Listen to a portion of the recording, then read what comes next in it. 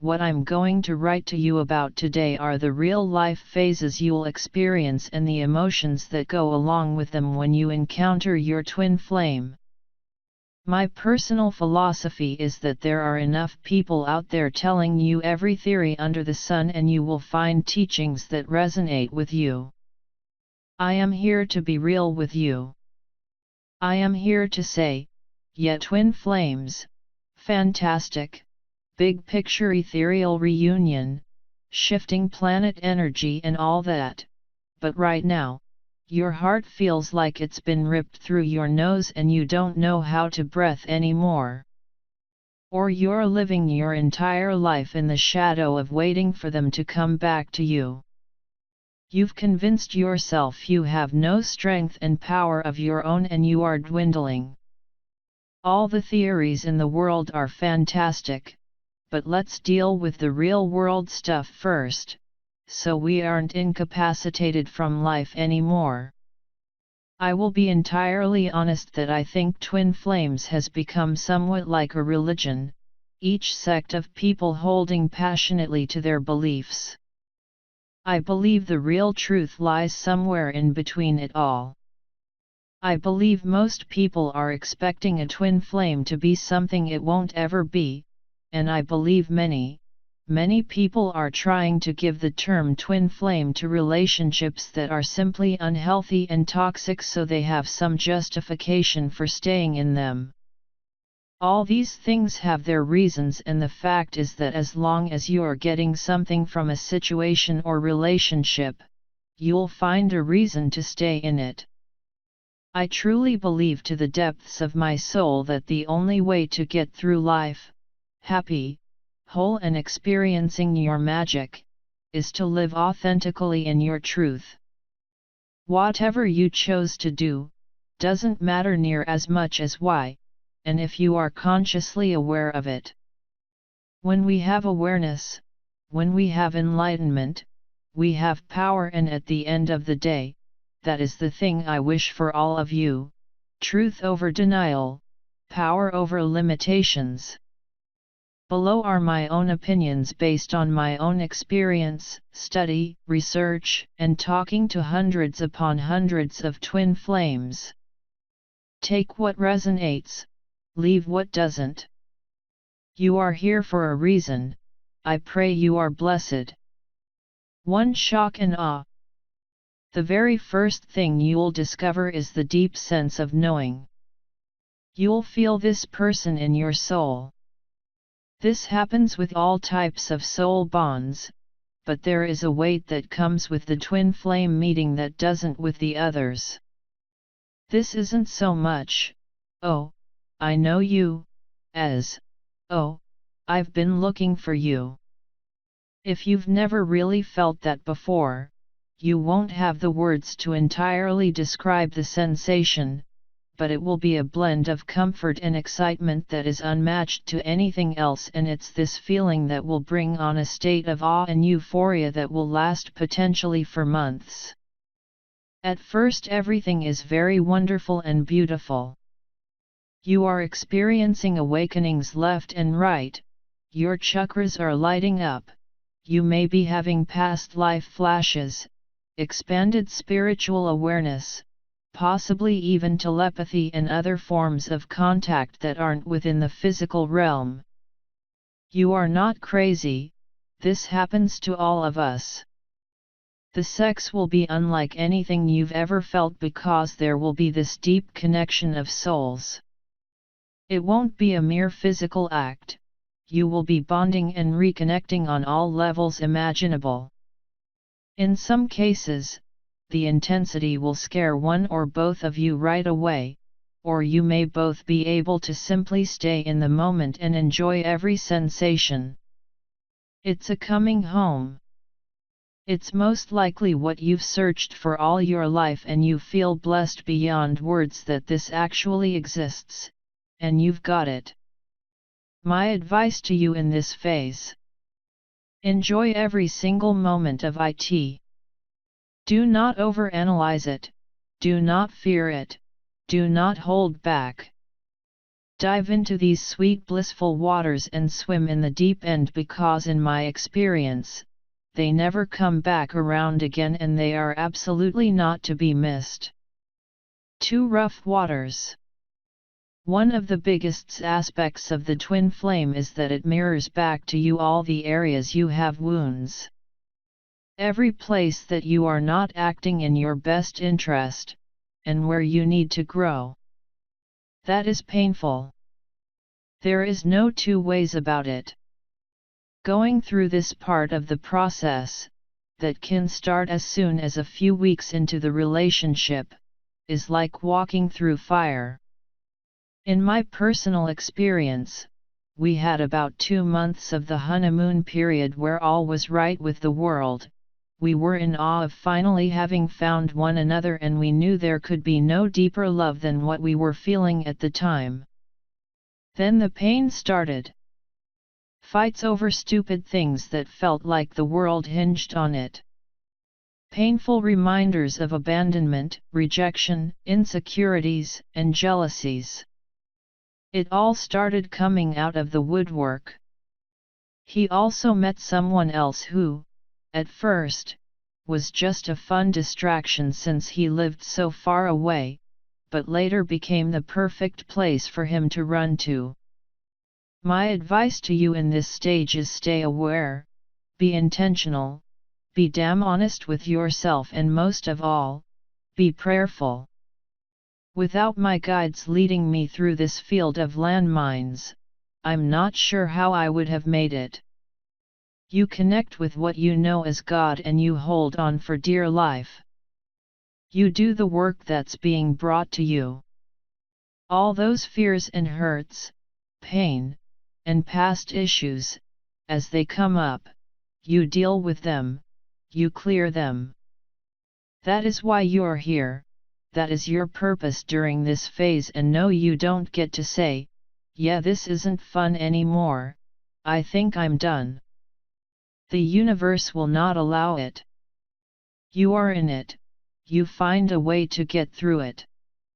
In many ways, this is the most difficult time, and you're best to hold on, seek God, and ride it through. You can't make choices for your twin, but you do make them for yourself. In the end of my relationship, my twin chose his fears over us. In the end I chose God, myself, and a higher purpose over him. Union is not easy. I have to live my life out in my own truth that I am separated from my twin, but that while I was in that relationship, it did everything it was supposed to, and that's in large part to how I responded to it and how I navigated it. You are not a victim to this. You have far more power than you know. Find it. Use it. 3. The doormat. Hear me out, yes, we all want reunion, but at any cost? Some twin flame unions can turn abusive, and that is never something you should stay in. This is why I say, be aware. Be aware of what is happening. You and this other person may be two halves of the same soul, but that does not give them the right to treat you with anything less than dignity and respect. That being said, do your own inventory of how you are being with your twin.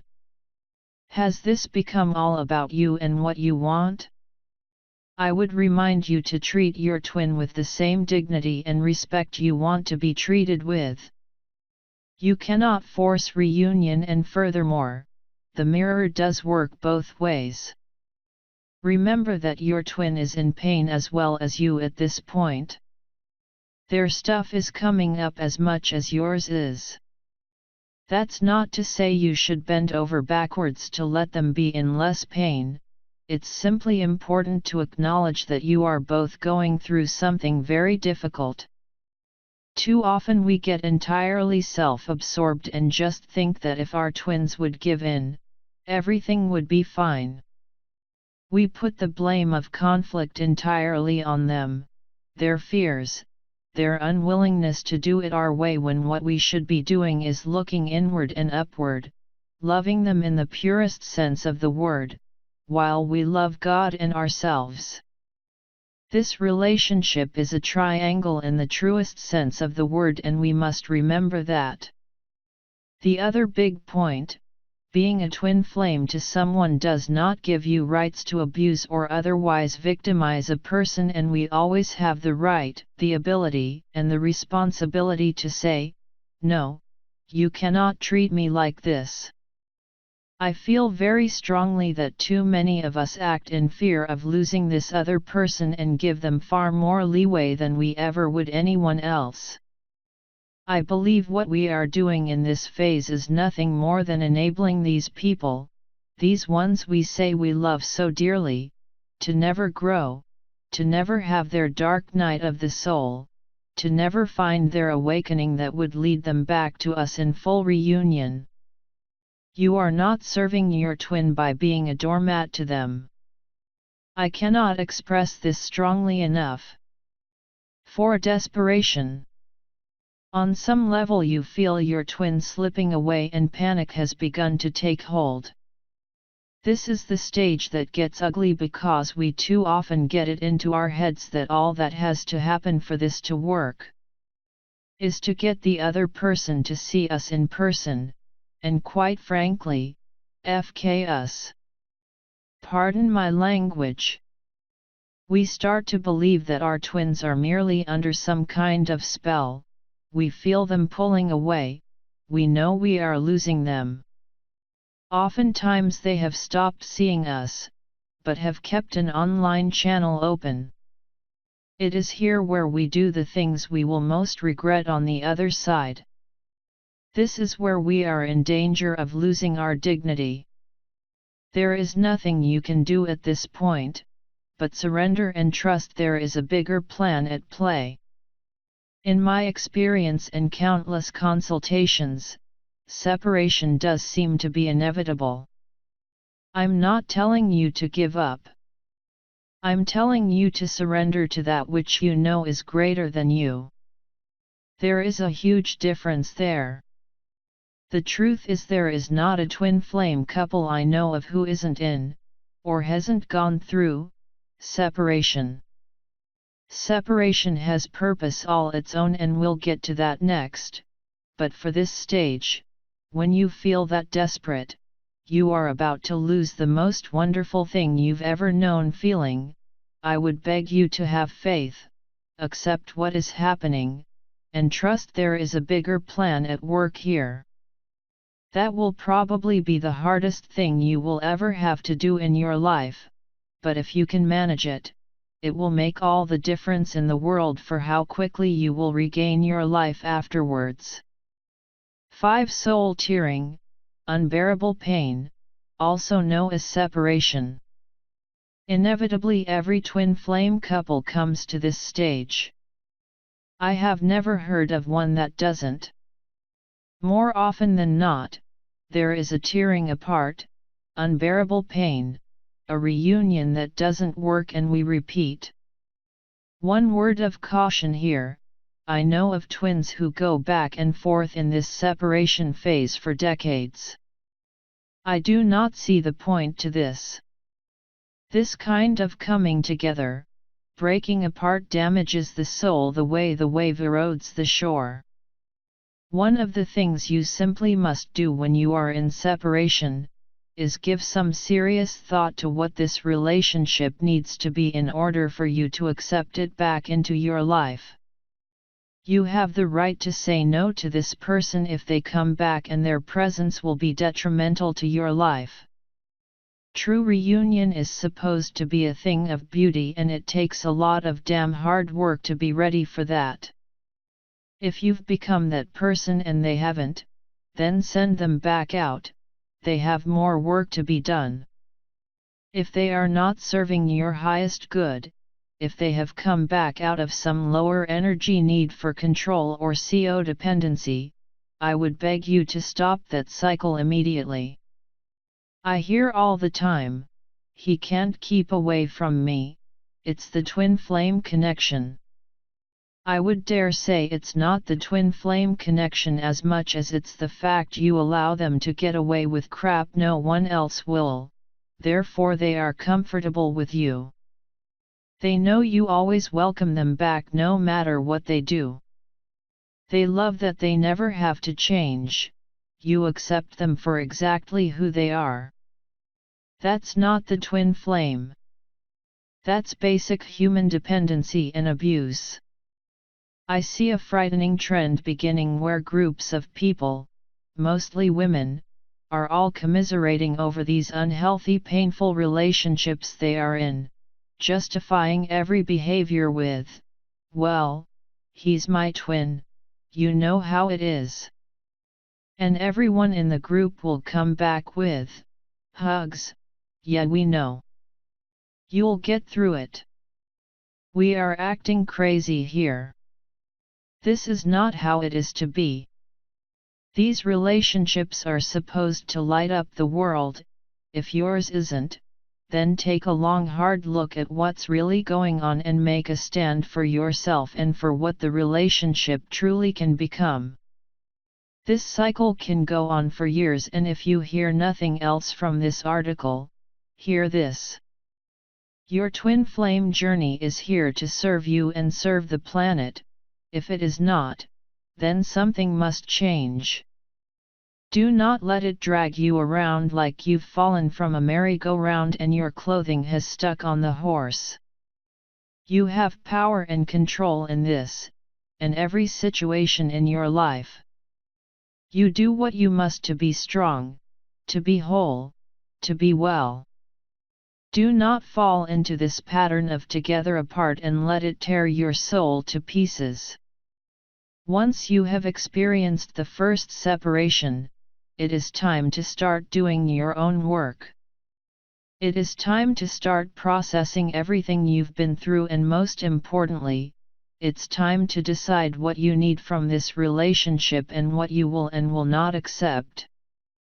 Because in most cases, this person does come back, but if you are just glad to have them back and think your connection is going to work everything out magically, I'd ask you to go back to the top and read these stages again. Even if it means they leave again, you need to do what's right by God, for yourself, and for the whole of this relationship. After phase 5, you hit a fork in the road. One path leads some to 6, the other to 7. Authentic twins will find 7 at the end of 5. Others will find 7 at the end of 6, and some never find 7 at all, and that, in my opinion, is an absolute tragedy. 6. It was never a twin flame, also known as near twin fever. At some point we all get sick to death of the whole mess and we wish we'd never heard the term twin flame. Well, here's where we put on our big girl/boy panties, suck it up and accept our truth. Our twin swept through our life like a wildfire. We feel beaten, broken, bloody and bruised, but it's time to assess the damage and find a way to carry on, without rewriting history. This is the beauty of separation. It is a gift in truth, because no one can withstand that kind of intensity for endless amounts of time. We need a time to step back and assess what's just happened. We need to ask ourselves all the hard questions, honestly dig through wounds that were opened, what you learned, deal with your anger and disappointment, and become the creature this relationship came into your life to reveal. At this point in the game we feel stupid.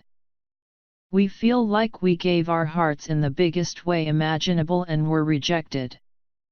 We may feel like we were played and lied to, but I would offer up that in the case of a true twin flame experience, your other half went through the ringer every bit as much as you did. They just handled it differently, internalized it differently, and were probably quieter about it, keeping much of their fears and emotion to themselves. But don't dismiss their pain, because they felt it too. Do not do a disservice to yourself, or the holiness of this relationship by rewriting history. Do not spend the next 3 months looking for loopholes and ways to wiggle out of all you felt and experienced. This is a time for honest self-reflection and a debriefing of all you went through. Maybe they weren't your twin, but you better be sure before you start flying that banner. Because your truth will surface, and if it's that they are indeed your twin, then you'll have to go through it all over again, because rather than dealing with it and evolving, you buried it and hid in denial. The universe doesn't respond well to the latter. 7. Acceptance, peace, and even joy. You've been through the fires of hell and this is your reward. Don't cheat yourself of that because you didn't want to do the work. If that person is indeed your twin, there's no point in analyzing it. This stage is rare, but I know people, myself included, who actually find this elusive acceptance of it all, and with it comes peace, joy, and purpose like you've never felt before. After you've gone through the first few stages, and been through the ringer with this person, you should just have the intuition of knowing that they are your other half. The yin when you are yang, and the yang to your yin. There are happy endings and there is purpose to the twin flame, even when we go through the separation. In other words, handing it over to the powers that be, and trust in yourself that all will turn out as it's supposed to. I've recently surrendered and realized that my twin was gone, physically. But I know in my soul that if there's one person in this world that I'd want to spend countless lifetimes with an eternity with, if I had to choose, it would be him. Fact is, none of us know the future. My guides are forever telling me all things change in a heartbeat. I can't tell you how many times I experience that. Something you never saw coming suddenly shows up in your life and your entire world is different. This happens good and bad. Our twin flame is usually this, but my guides tell me all the time, for as much as I loved my twin, I didn't know that kind of love existed before I felt it. Yes, the twin flame is that powerful. It is that special. We just need to stop shoving it into a box and trying to contain it. It's a wild beast and it will do what it will.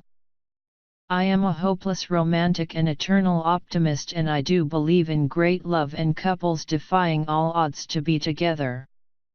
For those whose path lead first to 6, I say live each day expectantly of a partner that will come into your life and be that great love, and because of what you have been through, you are now ready for it in ways you never knew you needed to be ready.